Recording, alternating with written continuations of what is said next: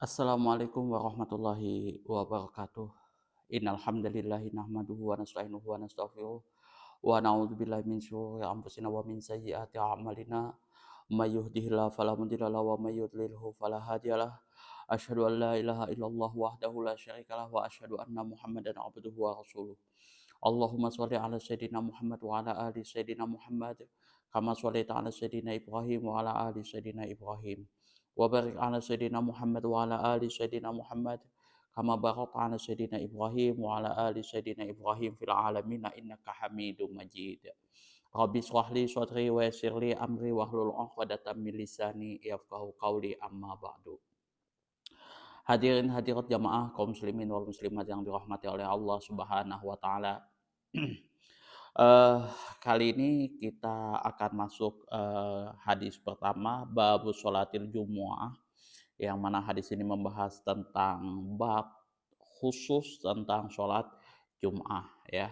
Eh, Pada hadis 450 di sini kita akan membahas tentang hukum dari sholat Jumat itu ya. Hukumnya teman-teman pasti tahu ya, kalau yang namanya hukum daripada sholat Jumat itu fardu ain, di mana setiap kita wajib melaksanakan sholat Jumat. Nah, seperti apa dalilnya di dalam hadis Rasulullah Shallallahu Alaihi Wasallam? An Abdullah bin Umar wa Abi Hurairah radhiyallahu anhum annahuma sami'a Rasulullah sallallahu alaihi wasallam yaqulu ala adwani mimbarihi layat layan tahiyanna aqwamun an wada'ihimul jumu'ata an wada'ihimul jumu'ati au la yahtimannallahu ala qulubihim summa layakununna minal ghafilina, rawahu Muslim. Wa an Abdullah bin Umar, dari Abdullah bin Umar, wa Abi Hurairah, dan Abu Hurairah radhiyallahu anhum, semoga Allah meridhoi atas mereka, annahuma, sesungguhnya keduanya, yaitu Abdullah bin Umar serta Abu Hurairah, sami'a, keduanya telah mendengar Rasulullah sallallahu alaihi wasallam yaqulu, yang mana telah mendengar Rasulullah sallallahu alaihi wasallam sedang berkhutbah ala adwani mimba ala adwa ala a'wadi mimbarihi, di atas mimbarnya. Layan tahiyanna, maka di sini benar-benar barang siapa menghentikan aqwamun, suatu kaum, an wadaihimul jumu'ati, kebiasaan di dalam meninggalkan sholat-sholat Jumat ya. Au la yahtimannallahu ala qulubihim, maka dampaknya di sini Allah akan benar-benar mengunci mati atas hati-hati mereka, summa layakunanna minal ghafilin, kemudian orang tersebut benar-benar akan termasuk orang yang merugi, rawahu Muslim. Hadis ini diriwayatkan oleh Imam Muslim. Jadi pada saat Rasulullah Shallallahu Alaihi Wasallam berkhutbah ala a'wadi mimbarihi, di atas mimbarnya, di sini Rasulullah Shallallahu Alaihi Wasallam bersabda, benar-benar seseorang kaum tersebut hendaklah menghentikan kebiasaannya, maksudnya hendaklah betul-betul menghentikan kebiasaannya untuk meninggalkan sholat Jumat, atau di sini kalau suatu kaum itu tidak menghentikan kebiasaannya untuk meninggalkan sholat Jumat, Allah akan mengunci mati, benar-benar mengunci mati hati-hati mereka. Dan maka di sini kalimat yang terakhir adalah layakunanna minal ghafilin, orang tersebut termasuk dalam orang-orang yang merugi. Nah, di sini kita akan lihat makna keseluruhannya seperti apa. Makna keseluruhannya adalah hari Jumat itu adalah hari besar bagi orang Islam, ya. Ini adalah hari besar orang Islam. Sejak dahulu hari Jumat selalu diagungkan. Hingga ketika di zaman jahiliyah pun juga hari Jumat ini diagungkan. Nama lain dari hari Jumat ialah Urubah. Urubah. Mengenai hari Jumat ini Nabi SAW pernah bersabda, khairu yaumin tola'at fihi syamsu yaumal jumu'ati khairu yaumin tola'at fihi syamsu yaumul jumu'ati fihi khuliqa adamu wa fihi dakhalal jannah wa fihi ukhrija minha wa la taqumus saatu illa fi yaumi jumu'atin. Sebaik-baik hari yang matahari terbit padanya ialah hari Jumat. Pada hari Jumatlah Nabi Adam diciptakan. Pada hari Jumat pula lah Nabi Adam masuk surga. Dan pada hari Jumat pula lah ia dikeluarkan dari surga itu. Dan tidak sekali-kali hari kiamat terjadi kecuali pada hari Jumat. Jadi itulah kenapa hari Jumat ini selalu diagungkan. Baik itu oleh orang jahiliyah ataupun orang muslim. Ya. Karena hari Jumat ini memang betul-betul diagungkan. Itu ya. Dinamakan hari Jumat karena orang-orang berkumpul pada hari tersebut untuk menunaikan ibadah sholat Jumat. Hari Jumat merupakan hari raya mingguan bagi orang Islam yang berulang-ulang setiap minggunya. Di dalam hari Jumat tersebut terdapat suatu saat di mana pada saat itu doa-doa diperkenankan oleh Allah Subhanahu wa taala. Kemudian di sini juga Rasulullah SAW memerintahkan agar hadir pada dua khutbah, ya, khutbah pertama dan khutbah kedua, dan sholat Jumat. Jadi kita harus hadir pada dua khutbah dan sholat Jumatnya, serta memperingatkan agar jangan gegabah dan meremehkan hal tersebut. Untuk itu beliau menjelaskan bahwa meninggalkan sholat Jumat akan mengakibatkan pelakunya terhina dan hatinya dikunci mati oleh Allah Subhanahu wa taala. Jadi hadis inilah yang menjelaskan tentang betapa pentingnya sholat Jumat. Itu ya. Di mana kalau misalkan hari yang paling baik di saat matahari terbit itu adalah hari Jumat. Pada hari Jumatlah Adam diciptakan, pada hari Jumatlah ia masuk surga, pada hari Jumatlah ia dikeluarkan dari surga tersebut, dan sama sekali tidak akan pernah terjadi hari kiamat kecuali pada hari Jumat. Dan ini hari Jumat itu merupakan hari raya mingguan bagi orang Islam, berulang-ulang setiap minggunya di sini ya. Makanya pada hari Jumat itu doa-doa diperkenankan oleh Allah Subhanahu wa taala, dan Rasulullah SAW memerintahkan kepada kita untuk mengikuti hadir pada saat dua khutbah, kemudian juga di sholat Jumat itu ya. Hukum sholat Jumat itu adalah fardu ain bagi kaum laki-laki dan tidak wajib bagi kaum wanita. Nah, tidak wajib bagi kaum wanita, budak-budak belian, dan musafir.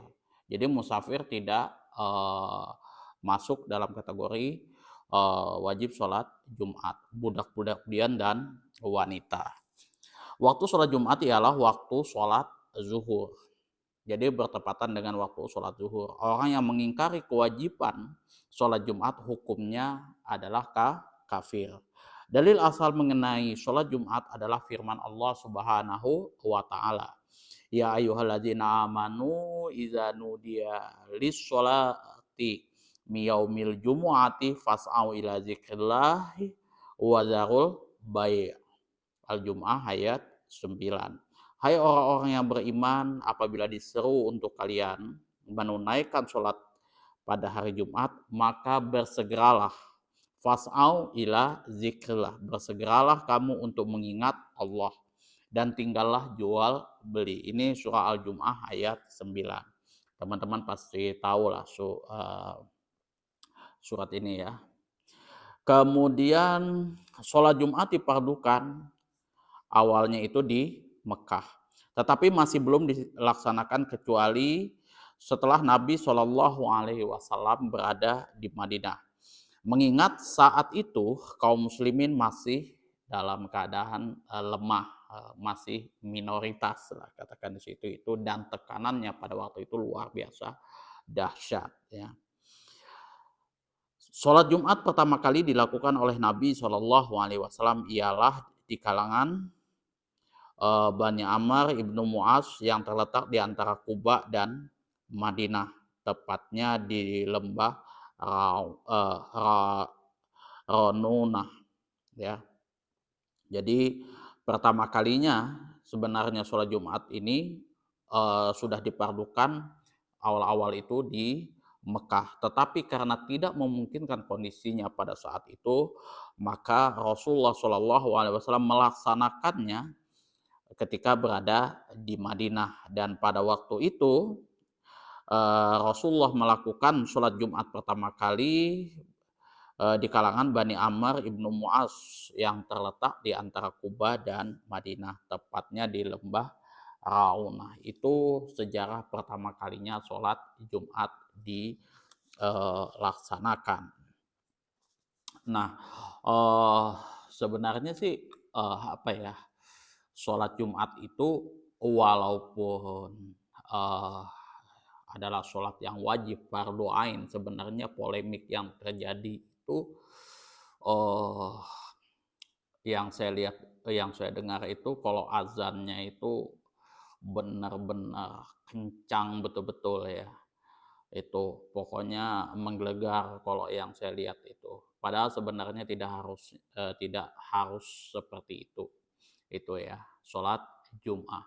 Karena pada intinya di zaman Rasulullah Shallallahu Alaihi Wasallam itu kenapa dia mesti harus di atas menara dengan posisi suara yang kencang itu supaya semua orang dengar, dan memang kondisinya pada saat itu ya tidak memungkinkan karena tidak ada toa.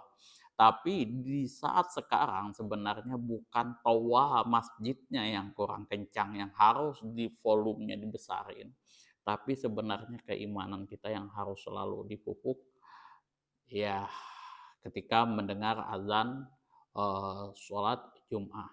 Dan sekarang itu jujur aja, kalau saya sendiri meski dimanapun berada, saya itu selalu mengaktifkan aplikasi Salam di situ ya. Kalau misalkan alarm jam sholat itu sudah bunyi, maka sudah saya hunting betul itu nggak bakalan jauh-jauh dari masjid itu. Jadi dengan adanya aplikasi yang sekarang, kecanggihan yang sekarang, sebenarnya tidak ada alasan bagi kita untuk meninggalkan syariat-syariat agama Islam. Ajaran Islam harus selalu kita tegakkan walaupun ya keadaan ya kayak di Indonesia masih tidak memungkinkan itu ya. Tidak memungkinkannya bukan ya karena apa? Karena ya pada intinya ya kita sendiri yang harus menjalankan syariat agama Islam itu berdasarkan kesadaran kita masing-masing. Tidak menunggu pemerintah harus mengadakan peraturan apa dan apa, kemudian harus mengeluarkan perda dan lain sebagainya, enggak perlu.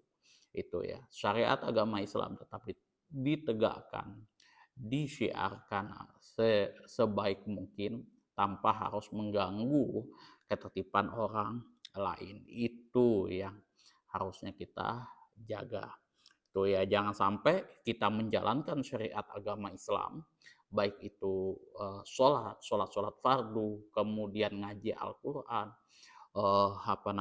berpuasa, mengganggu ketertiban orang lain, mengganggu orang lain yang entah itu di luar agama Islam ataupun ya orang Islam sendiri yang masih imannya dalam keadaan ya di bawah kita gitu. Kemudian analisis lafadznya di sini al-jumu'ah, nama hari yang paling baik di antara hari-hari. Dinamakan demikian karena kaum muslimin berkumpul pada hari itu. Di zaman jahiliyah, hari ini dinamakan hari Urubah, hari raya mingguan bagi orang-orang Arab ya. Jadi di zaman jahiliyah untuk orang-orang Arab ini memang hari Jumat ini adalah hari raya mingguan. Itu kalau zaman jahiliyah ini Urubah, kalau di zaman Islam itu Jumu'ah. Ala wa'di ala a'wadi mimbari ala a'wadi mimbarihi, di atas tangga mimbarnya. A'wad itu tangga ya, jadi berjalan ada tangganya seperti itu. Mimbar Nabi SAW ketika itu terdiri atas 3 tingkatan, dibuat oleh Maimun, budak salah seorang wanita di kalangan Ansor, pada tahun 7 Hijriah. Menurut pendapat yang lain pada tahun 8 Hijriah. Itu ya. Wa'dihim di sini adalah kebiasaan mereka meninggalkan sholat Jumat. Al-Jumu'ah, al-Jumu'at di sini bentuk jamak daripada lafaz Jum'ah ya. Jadi saya tuh agak kepleset kadang antara Jumu'at itu ya dengan Jumu'ah itu ya. Kadang lidahnya Indonesia juga Jum'ah kayak gitu. Padahal itu mimnya itu tidak mati ya di situ. Dia berharokat dhammah itu ya. Jumu'ah itu ya. Bentuk jamaknya adalah Jumu'at. La yahtimannallahu ala qulubihim. Al-khatam di sini, la yahtimanna itu diambil dari kata lafaz al-khatmu. Itu arti asalnya ialah mengunci. Di situ ya, mengunci. Tetapi makna yang dimaksud ialah hal-hal yang diciptakan oleh Allah Subhanahu wa taala di dalam kalbu mereka berupa kebodohan, kekerasan, dan kekasaran hingga membuat hati mereka tertutup. Itu ya. Kalau sudah dikunci itu ya sudah, sumum bukmun umyum fahum layar jiun, tidak akan mungkin kembali lagi. Itulah. Layakunanna minal ghafilin, yang mana orang yang meninggalkan sholat Jum'ah tersebut sudah dikunci hatinya oleh Allah Subhanahu wa taala, itu maka mereka betul-betul menjadi orang yang lalai untuk melakukan hal-hal yang bermanfaat bagi diri mereka, dan lalai pula untuk menghindari hal-hal yang membahayakan diri mereka. Maka orang ini masuk dalam kategori orang yang merugi. Itu tadi pembahasan mulai dari matan hadisnya, kemudian makna keseluruhannya serta analisis lafadznya. Kemudian di sini fikih hadisnya adalah yang pertama, disunahkan membuat mimbar. Ya, hal ini merupakan sunnah yang telah disepakati. Itu ya. Jadi kalau teman-teman melaksanakan sholat Jumat itu ya, kemudian ada khotib berdiri di atas mimbar, kemudian ada tangganya seperti itu, ada 3 tingkat. Biasanya umumnya itu 3 tingkat. Itu. Nah, itu adalah sunnah Rasulullah SAW yang sudah disepakati. Baik itu nggak ada ada podiumnya lagi, biasanya sudah ada mimbar, bertangga kayak gitu, baru biasanya ada podiumnya lagi. Itu nggak ada masalah. Biasanya podiumnya itu untuk kita letak buku yang mau kita baca, seperti itu ya. Yang kedua, hukum sholat Jum'ah adalah fardu ain. Jadi fardu itu ada fardu ain, ada fardu kifayah. Bedanya antara fardu ain dengan fardu kifayah, kalau fardu ain itu wajib atas tiap-tiap orang muslim, tidak terkecuali. Nah, kalau fardu kifayah itu fardu yang memang uh, apa namanya, untuk orang-orang tertentu ya. Kalau misalkan sudah dijalankan oleh ya sebagian orang, nah maka gugur kewajiban untuk orang lain gitu ya. Misalkan salah satu contohnya apa, sholat jenazah gitu ya. Ya kalau misalkan tidak ada yang mengurus jenazah tersebut, maka kita semua berdosa. Tapi kalau sebagian ada orang yang mengurusnya, maka semua dosa kita terhapus, seperti itu. Sama halnya kalau menurut ulama-ulama hadis, mempelajari ilmu hadis itu fardu kifayah ya. Jadi kalau misalkan di Indonesia ini tidak ada orang yang mau belajar ilmu hadis, itu maka kita semua ini berdosa. Kalau ada, nah sudah itu terhapus itu ya. Makanya kalau teman-teman ya istilahnya ada orang yang melaksanakan fardu kifayah kayak gitu ya. Kalau orang Indonesia bilang fardu kifayah itu artinya sholat jenazah, yang mengurus jenazah itu mulai dari apa namanya, mulai dari memandikan, kemudian mengkafani, mensolati, sampai menguburkan. Nah, itu betul-betul harus kita hargai, karena ya kalau misalkan tidak ada orang yang melakukan hal tersebut, maka kita semua berdosa, termasuk juga dengan ustadz-ustadz ahli hadis ya. Jangan sampai teman-teman ya meskipun berbeda pandangan dengan ustadz-ustadz tersebut, kemudian mengeluarkan kata-kata kotor, apalagi sampai apa ya istilahnya melakukan tindakan fisik, itu tidak boleh. Bukan karena apa-apa, karena apa itu ya, karena ya ulama-ulama hadis itu mengatakan seperti itu ya. Rumit kalau belajar ilmu hadis, berbeda kalau kita belajar ilmu Quran yang mana itu sudah mutawatir. Ya simpel aja kayak gitu. Orang yang mendengarkan pun kalau misalkan kita salah membaca Al-Quran, orang lain pasti banyak yang negur, pasti tahu ya, ayatnya seperti apa, kemudian keganjilan-keganjilan bacanya seperti apa, itu tahu. Dan artinya pun kalau kita salah mengartikan itu orang pasti tahu. Kalau hadis itu berbeda kondisinya. Saya membacakan hadis maudhu, hadis palsu, belum tentu orang tahu. Takaran orang hanya masuk akal apa tidak. Kayak gitu kan. Contoh hadis yang memang tidak ada dasarnya itu an-nadhafatu minal iman. Itu nggak ada kalau di dalam buku-buku hadis manapun. Itu sulit untuk mencari hadis an-nadhafatu minal iman itu ya. Kemudian apalagi uh, man arafa nafsahu faqad arafa rabbahu gitu. Itu banyak orang juga yang menilai bahwa itu hadis, padahal itu sebenarnya bukan. Itu saya temukan di dalam kitab Sirul Asrar karangan karangan Imam Syekh Abdul Qadir Ajalani kalau tidak salah, atau enggak muridnya. Itu ya.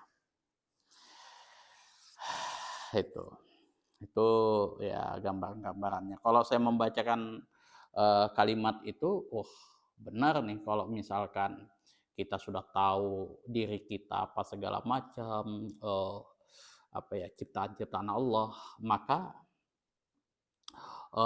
kita juga akan tahu Tuhan kita kayak gitu kan. Kalimatnya bagus, tapi apakah setiap kalimat yang bagus itu datangnya dari Rasulullah SAW? Belum tentu. Itu belum tentu. Tuh ya. Dan kalau misalkan kayak orang kayak saya membacakan suatu hadis yang mana saya langsung katakan ini dari Rasulullah Shallallahu Alaihi Wasallam tanpa saya cek terlebih dahulu, itu ya sama halnya saya sudah berbuat kemaksiatan yang paling tinggi. Itu berbuat kemaksiatan yang paling tinggi, men-share-kan kemaksiatan yang dibuat oleh orang tersebut kepada kita itu. Makanya hati-hati di dalam membaca suatu hadis, apalagi hadis-hadis yang terdapat di dalam kitab yang memang jarang kita temui.